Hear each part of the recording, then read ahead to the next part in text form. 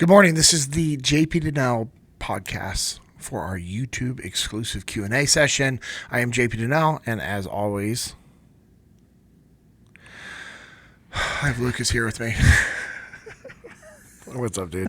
I like how you had to prepare yourself for it this time. You're like, well, last time I'll you be were like, here. you usually announce me, but you didn't announce me. I know. I'm sorry. I forgot. No, it's that fine. was rude. That was rude to me. That's okay. What do you got, man? I think your impression of me has changed. It's gotten a little more nasally since the last time you did it, which I've earned, so I'm fine with it. Okay, let's go different route with these Q's and A's. Cool. There are a lot of people who have questions about not just your time in the military, but the military in general. Okay.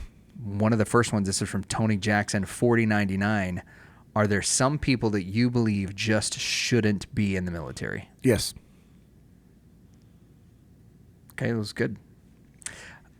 What are the characteristics that you would say, like, hey, if a person approached you and they were like, hey, I want to be in the military, or I'm thinking about going the military route, if you were going to say to them, like, no, I don't think you should be, what are the characteristics that you would see in a person that would make you think this person shouldn't be in the military? If they're super arrogant and more importantly, I mean, that could be fixed real quick. Oh, yeah, Going for into sure. the military, they're going to fix that. They're going to correct it. I've seen Full Metal Jacket. Like if someone's like, well, what if they're lazy? Oh, they'll fix that as well. Yep. But I mean, maybe not permanently, but you're going to be put into positions where you have to. But I think the biggest thing for me is if they're just an unethical person. If they're willing to cheat and steal and lie, then they shouldn't be in the military. Yeah. I don't want them in the military. If they're lazy, I don't want them in the military either, but I know that could be improved, and that's a skill set. You teach people how to be a hard worker. Yeah. If they're arrogant, well, you can teach them why humility is important, and you can show them, and you can help them move along. If they're not good at communication, you can fix that. That's a skill set as well. If they don't build good relationships and they're selfish, well, you can fix that. That's a skill set as well. So there's a lot of things that are negative traits, negative tendencies that people have that you can change. You can develop skill sets. You can create habits to improve that. The one, when we're talking like a like who you are in regards to morals. If you are just a bad person that lies, cheats, steals, and you're unethical, then I don't want you in the military. That makes sense. Yeah. So on the one hand, that is ideally somebody that we don't want in the military, but I think military history just kind of across the board has shown us that there are some people that are attracted to that kind of lifestyle that end up there, right? Yeah. When those people could shift and change as well. Okay, so that's what I was going to say, right? They because when you look at Tony, right? Some of Tony's stories, in particular his story of incarceration, which he shared a little portion of on our show, and he was arrested for trace amounts of cocaine, but he had dropped off a larger portion of cocaine where they had avoided the cops and then just picked up for the trace amounts. Yeah. Being in the military completely changed his life. Yeah. A guy that you, I don't know if you put him through BUDS or if you were part of his training at Tradette, but Adeleke. Yeah, Remy. Yeah. He I was had one of his BUDS instructors and then at Tradette. Yeah. Yeah. So he had a very checkered past with the things that he was doing, particularly with like the cell phone schemes and that kind of stuff that he was into, that were. And the dealers and stuff he was working with, which are completely dishonest. He flipped in 180. So is there something about, those guys in particular, and we just had Ian Hamilton on, right, who had that past and then has changed. Is there something about... I'm talking about people that are... So I understand what you're saying. So yes, how do you can change from your past. Right, but how do you identify, or are you able to identify somebody that, all right, hey, this is what I've done, but I want to get into the military, like Tony. Tony wanted to do it because he felt like that was what was going to help him make the change. Remy did it after beating a couple of raps because he felt like that was what was going to help him make the change. Are there people that come to you and they're like, hey, I want to do this to because I think this will be the catalyst to helping me make the lifestyle changes that I need. Most people, yeah. I mean, Yeah. I've never had anybody like come to me, and I've never heard of any recruiters or any of my buddies that help get people in the military.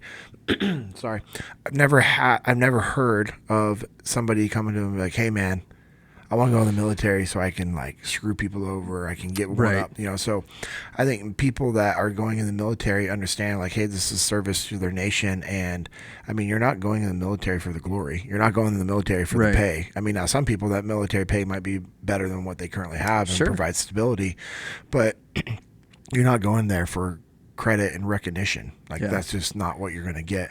So I think when people decide that they should go in the military, they've had a shift and change in who they are and recognize like, oh, I've got to change, because if I don't, something bad's going to happen to Yeah. me. They're at least self-aware. I was just answering that question like, hey, if somebody's still operating at that level, I don't want them in the military. Yeah, for sure. When, like, I don't know anything about the boot camp process, right? At all. So when you're in boot camp, there's boot camp's what, like 6-8 weeks long, something like that. Probably depends on the branch. No, I think it's longer. Oh, is it really? Yeah, dude, I can't remember. I Okay. want to say Navy boot camp was Was it 12 weeks? Because I think maybe USMC is like 12 weeks now. So if that's the case, if you're in a 12-week long boot camp, I know you can be kicked out of boot camp for various reasons, right? Paraphernalia is one of them. Slothfulness, unable to make the PT stuff. Those are several things that people get kicked out of boot camp for. Mm-hmm. Can you quit boot camp? Like if you just decide, hey, this isn't for me, can I just quit boot camp? Is that something that I'm allowed to do? No, you sign a contract with the military. Right. At MEPS. So when you're going into the military, when you're at MEPS and you get sworn in. What does MEPS stand for? Do you know? Military Entry Processing, I think. Okay. I don't have to look it up. We'll ask Semper sometimes. He deals with all the MEPS stuff. Yeah, and Joe Reyna, my buddy Joe Reyna, Yep. he's a Marine recruiter. Let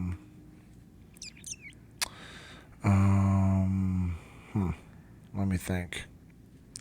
But yeah, so you sign the contract and you're stuck, but the military has the option to eject you if you are underperforming or any of those kinds of things. Well, I say to eject you, to give you to discharge you would be I think the proper terminology. Yeah, there are people that try to like fake suicide or attempt suicide or escape or claim crazy or all of a sudden like, oh, I sleepwalk, they're all lying. Yeah. And to try to get like kicked out of boot camp. Yeah. But I mean, there are some people that legitimately do those things because all of a sudden they're like, whoa, hey, or they went into it with like,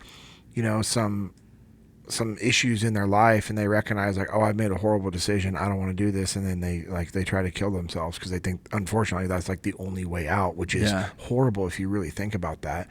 Not saying anything bad about those people. I mean they're obviously dealing with some stuff, right? And that's horrible that somebody thinks like, hey, I should kill myself to get me out of this situation. Like nothing in life is that bad, especially if you're in the military. And I have empathy for those people because they just have obviously a lot of just things going on, but in regards to what you're saying, there are people that try to get out and some of them just can't. It's like, hey man, you swore an oath, you made a commitment, you signed a contract to the nation. Yeah. Now there's loopholes for everything, sure, and there are people that get out of boot camp somehow and they end up, but for the most part, like when 9/11 happened, there's a lot of people all of a sudden like, I didn't sign up for this, I don't want to do this, blah, blah, blah, blah. And they're like, hey, I remember our drill commanders, our RDC's recruit drill commanders came in and just set the tone. It was like, hey, if any of you guys think that because this happened, you're going to get to leave or try to escape or act crazy, like you will be persecuted. Like you've made a commitment, you're in boot camp, be a man and fulfill your commitment to our nation right now. And I just remember hearing that talk and I was like, yeah, let's go. Right. But yeah, I've been out of that game for so long. Like, I don't really know. And a lot of things have changed. I mean, yeah. Cause like now you can get 4F for ADHD. which is like something that almost everybody. My middle brother, who I think you would absolutely love, because Matt is like, when I think of the definition of like the default aggressive person, I think of my younger brother Matt, and he's just absolute stud, state champion wrestler, like his rookie season wrestling and all of this stuff. Wow. But he passed the PT test with flying colors, but he's flat-footed, and they're like, nope, can't do it. Like and this would have been post 9/11. This was probably like 06, That's 05, weird because Jocko's flat-footed. 05, 06. Like really bad. So that apparently it was like a new thing that they determined that like with whatever the newest like standard issue outfitting was, that the arches in the boots or something would cause serious issues for people who were flat-footed. And so, but he met with a recruiter, went through the whole thing, and they were like, dude, he's running a 5.5 minute mile and he can keep that pace for like 3 miles. Like the dude's just a stud. That's incredible. Right. And then, tons of push-ups, tons of pull-ups just from wrestling stuff, past the whatever the injury exam is with like flying colors. And they were like, hey, you're flat-footed.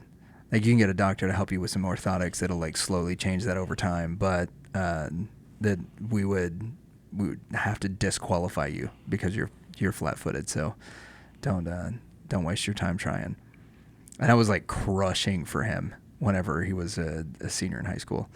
So yeah, it's weird, this stuff that like doesn't. And now I'm looking at something that just within since 2011, ADHD is now something that will prevent people from being able to get into it. What? Yeah, ADHD is something that can prevent you from military service. The thing I remember the most whenever I think of people that want to get out of military service, though, is did you ever watch the show MASH? Yes, I did. Okay. Yeah. So do you remember Colonel Klinger? Yeah. Yeah, who was constantly like dressing up like a woman and just doing like, crazy bro. stuff. And they're like, no, it can't happen. I get all that. That's one of those things that like being completely off the rails and then still didn't, where it was always like how much of that was for the show and how much of it was legit. And the more people I talked to from like the Korea era, who, if you get a chance to talk to some of those guys, those are bad dudes that went over there because there was a lot of them that were still drafted. There some that were carryover from the end of World War II that ended up in Korea, and they were like, no, that's what it was like. Like you would have to do something to yourself that made you physically unable to go because of how hard that push was, and like nobody in Korea was getting out. Yeah. So that's crazy. That's wild. Yep. I was just texting a few buddies that do recruiting when I was just like, just wanted to know. Yeah. Like now I'm like, I want to know. Now you're curious. Okay. Next question, as far as it relates to service, JP, we've heard a lot of stuff from other operators who have been on your podcast. This is from George Cool, 1883. Can you talk about some of the ops, the sniper ops in particular, that you were on? I mean, that's not for a Q&A. Those are long yeah, stories. Right? So sure, I can. Yeah. Not going to right now. I'm curious about it. Like I've heard you talk about this on Jocko's podcast. I think we've like briefly touched on it here. You didn't do, but maybe like one or two of the like you're going out alone, you're going to be gone for a couple of days. Yeah, missions. that wasn't a thing in Ramadi. Yeah, I mean, we did that, but that wasn't a common Did y'all thing. like go out in pairs whenever you went out? Or like you and a spotter? Teams. Yeah, you're with teams. Like literally, like 4, 5, 6 people. Because you're taking down a building, you're securing that building, and you got to secure the. Yeah, there's. Yeah, so like a few times if we were super light, it would be like 3 guys and 2 Iraqis. And that was like super, super light. But usually you're talking, 4, 5, 6 SEALs with like a Marine or 2 and some of our Iraqis. That's Gotcha. usually kind of what we're doing. So you weren't very often, if ever, going on like these, hey, we're going to send you out here. You're going to be, kind of on the side of a mountain in your ghillie suit. Not in Ramadi. Okay. Did that once in Ramadi where we had to go north to do to talked about that on Jocko's podcast, where we were getting a mortar team that kept mortaring the different bases and forward operating bases down in Ramadi. So we went north up into Sophia. We need to put that on the list. I want to hear that story again. It's fun. Yeah, it was fun. Got very fortunate. Yeah, the thing that stood out to me the most, I think, about listening to that story was that you, in sniper school, you make your own ghillie suit. Mm-hmm. What's that process like? I mean, you have your basic ghillie suit, and then you just like add the different things to it, you know. And, okay. And then like when you're in that area that we were at, we just added vegetation to it. When we're leaving the group, we added vegetation to our ghillie suits, so that way you're not doing it when you're on station or in that area, right? Because you don't want okay, so you might blend in, but if someone's like walking around, there's like a bunch of little broken like bushes and leaves like missing from, you know, you can see when something's freshly pulled off of a bush. Right. It becomes very suspect. Yeah. I mean, there's things you can do to mitigate that and right. make it to where it's not obvious. You rub some dirt on there and then it blends in. You know, it's not as noticeable, but you don't want to run that risk. And then when we got into position, just added a little more to it. But it wasn't building ghillie suits like it's actually not that like special. It sounds cool. It sounds cool, but it's really not that big of a deal. I mean, you're just adding. Is that something that they like graded you on in sniper school? Did they like see what your ghillie suit looked like and then kind of critique it and say, not like, for hey, me. I mean, maybe they do for other people, but right. not for me. I mean, because the ghillie suit is like, what are you gonna like? You know, there are some guys that add like all the extra, like the ungodly amount of like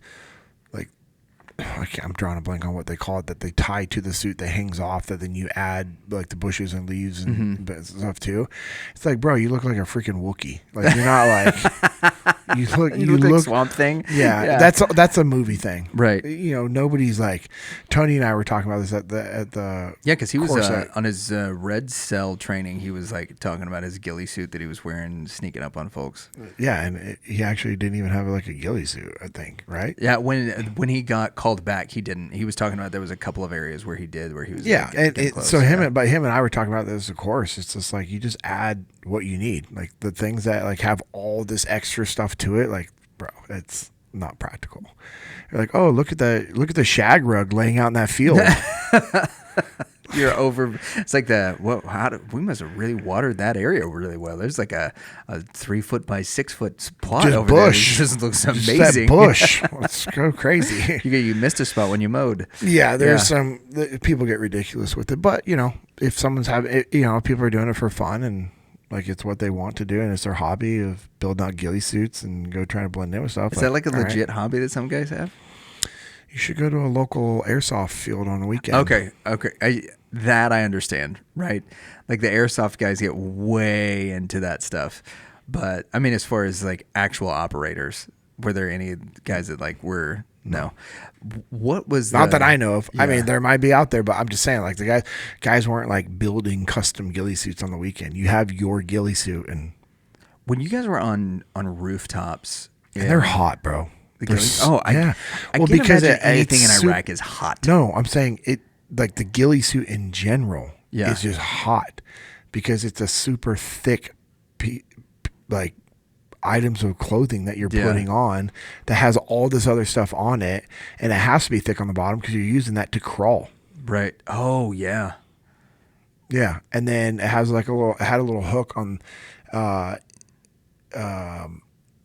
where did it hang down from, like your belly or your back, and you'd hook a carabiner onto that was hooked onto your drag bag, which is your sniper case, but they call it a drag bag because you drag it behind you as you're crawling. As you're crawling. Yeah, so you have your gun, your tripod, all your extra stuff in there that you're carrying with you, and then you get close, and then you're dragging that behind you. Oh, good grief. Yeah. Well, that's miserable. That was fun going through the NSW sniper short course that I went through in the summer and doing those stalks in the desert of like, and the mountain desert when it was 110, 115, 120 plus degrees. Like it was It does seem unreal. like it properly prepared you though for the environment you were going into. It did. Yeah. It definitely started preparing my kidneys for the issues that I still currently have that are, according to the VA, not service related. Well, there you go. Why would they be? Yeah. I mean, they're your kidneys. I know. They're duh. inside your body. Ooh, What an idiot. yeah. Gosh. Yeah. You should just drink more water. I should just, yeah. Yeah, that's it. Any kidney issue, that's what you're supposed to do. You're just supposed to drink more water. That's what does it. Or dialysis. Yeah, I'm probably. Please don't get on dialysis anytime soon. That might happen. Ugh. I hope not. That's like Amanda's concern for me. Yeah, because for sure. of how often the kidney things are now happening. Mm-hmm. And she's like, I don't want you on dialysis. I'm like, neither do I. Like, trust me, this is not something I'm striving for. Yeah. But, whatever. So Hashtag not service related. we'll create that hashtag for sure. When you are like on rooftops, right? You're not wearing a ghillie suit on the rooftop, but No. we've seen on a lot of movies like American Sniper, for instance, that there were like some cover. Yeah. It was kind of like a blanket that you guys were under. Was that as miserable as being in the ghillie suit, or did that provide some shade and reprieve?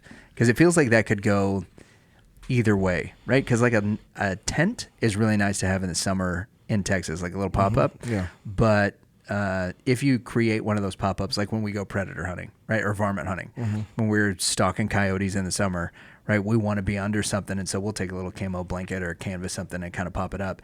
And for a little while, it acts like shade, and then after a while, it's like, hey, I got to get this freaking thing off of me because it's 1,000 degrees. Yeah. Like, what was it like? Because that seems like Well, y'all had better technology than a canvas that we're using when we're hunting coyotes. Not really. We were Really? using the rugs from the house. Really? Yeah. We'd prop them up and we'd tie up strings. I mean, it would look like circus tents on the top of the rooftops. Good grief. Just got to keep them below the edge so you couldn't really tell from the outside. That's wild, man. And some of the houses we go up to, they would have like laundry up on the rooftop anyways, like hanging off a string. So it's like, cool. Now all I have to do is just put a carpet or a rug over these things that were already up here, and it provides that shade. That's cool. Yeah. Yeah. So were you ever under like one of the weird like holy blankets that's supposed to blend into the rooftop, or like they had in the movie American Sniper, which have you seen it? Mm-mm. Okay.